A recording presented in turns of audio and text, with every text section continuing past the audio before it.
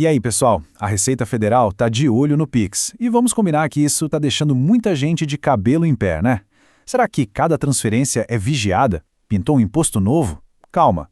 Nesta análise, a gente vai direto ao ponto, separar o que é fato do que é mito e acabar de vez com essa confusão. Essa é a pergunta de R$ 1 milhão, não é mesmo? Será que aquele Pix que a gente faz para o amigo ou para pagar a feira está agora num super microscópio da Receita? Bom, a preocupação é real, mas a resposta é bem mais simples do que parece. Vamos entender juntos o que mudou de verdade. Para a gente entender o que está rolando, a gente precisa focar no centro de toda essa história, o famoso limite de R$ 5 mil. E o pulo do gato está aqui, não é sobre uma única transação. E o jeito que os bancos calculam isso é a chave para a gente desvendar esse mistério todo. E aqui está a regra de ouro, pessoal. O que importa não é um Pix isolado, mas o volume total no mês. O banco só vai mandar um relatório para a Receita se a soma de tudo que entrou ou a soma de tudo que saiu da conta passar de R$ 5 mil. E olha o detalhe mais importante, essa conta é feita separadamente em cada banco que a pessoa tem conta. Para ficar bem claro, vamos para um exemplo prático, uma coisa que acontece todo dia. Imagine essa situação aqui. Uma pessoa pega R$ 4 mil da conta dela no banco A e transfere para a própria conta lá no banco B. E aí, o que acontece? Com base nessa regra que a gente acabou de ver, será que essa movimentação já acende o alerta lá na Receita? O que você acha? A resposta é um sonoro não. E esse exemplo é perfeito para a gente entender o porquê. Como a movimentação em cada banco foi de 4 mil, nenhum deles sozinho bateu o teto de 5 mil. O resultado? Ninguém avisa a Receita. Simples assim. Então, para resumir e não esquecer mais, o limite é por banco e eles não conversam entre si, tá? O que acontece no banco A não se soma com o que acontece no banco B. Mas, muito cuidado, se a pessoa transfere dinheiro entre as próprias contas, tipo da corrente para a poupança, mas dentro do mesmo banco, aí sim esses valores se somam para atingir o limite daquele banco. Fica a dica! Beleza, agora a gente já sabe quando a Receita é informada. Mas a pergunta mais importante é, ser informado significa pagar imposto? É agora que a gente vai derrubar o maior mito que estão contando por aí sobre essa fiscalização. O grande medo da galera é achar que se movimentar mais de 5 mil, pronto, já vem o imposto automático. Gente, isso é um mito. O fato é que passar desse valor só gera um relatório, uma informação para a Receita.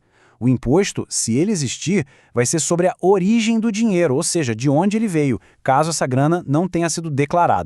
A frase que resume tudo é essa aqui, tirada direto da fonte que a gente analisou e ela não deixa dúvida. Você só vai pagar imposto em cima de um dinheiro do qual você não declarou. A questão nunca foi a transferência, a questão é a origem do valor. Sabe o que isso significa na prática? Aquele dinheiro que já foi tributado como salário, por exemplo, não vai ser taxado de novo só porque foi de um banco para o outro. A Receita Federal já sabe dessa renda, então, nesse caso, pode ficar tranquilo, não tem motivo para preocupação.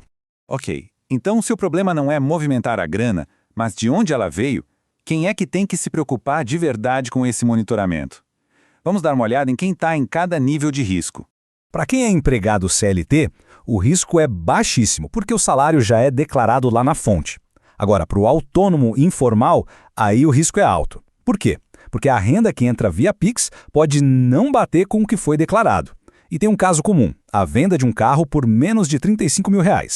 O risco é baixo, a venda é isenta. Mas atenção, mesmo isenta, ela precisa ser informada lá na declaração anual. Vamos ao exemplo claro de risco baixo.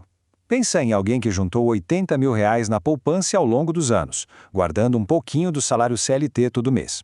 Mesmo sendo uma grana alta, a origem do dinheiro é totalmente compatível com a renda declarada. Não tem o que temer aqui, a conta fecha. Agora o outro lado da moeda. Um exemplo de risco bem alto. Um feirante que juntou R$ 144 mil na conta, recebendo tudo por Pix das vendas que ele faz, mas sem nunca ter declarado essa renda. Nesse caso, a movimentação financeira é muito, mas muito maior do que a renda que a Receita conhece. Isso, com certeza, vai acender uma luz vermelha. E para quem se identificou com esse perfil de risco alto, principalmente os autônomos informais, não precisa se desesperar. Tem um caminho bem claro para se regularizar e dormir em paz. Vamos ver qual é a solução. Para ilustrar isso, vamos pegar um caso real que estava na nossa fonte. Um motorista de aplicativo que fatura na faixa de R$ 15 mil por mês. Como é que essa pessoa pode fazer para ficar em dia e evitar dor de cabeça? E a solução, gente? Tá aqui. A diferença é absurda. Como pessoa física, o imposto desse motorista poderia chegar a quase R$ 2.700 por mês. Agora, se ele se formaliza como uma microempresa, esse valor pode cair para uns 1.200. Se regularizar, nesse caso, não é só para ficar certo com a lei, é para economizar uma grana preta. Então, o plano de ação é simples e direto. Primeiro passo, tem que ter clareza, analisar de onde vem todo o dinheiro que entra. Segundo, e talvez o mais importante, procure um contador. Esse profissional é seu melhor amigo para achar a saída certa. E por fim, o terceiro passo, pensar em se formalizar. Abrir um MEI ou uma microempresa pode ser a decisão mais inteligente para o seu negócio e, claro, para a sua tranquilidade. Para a gente fechar, a pergunta que fica é essa. A história que a sua conta bancária conta é a mesma história que você conta na sua declaração de imposto de renda? Pensar nisso é o primeiro e mais importante passo para a paz de espírito fiscal. Obrigado pela companhia e até a próxima!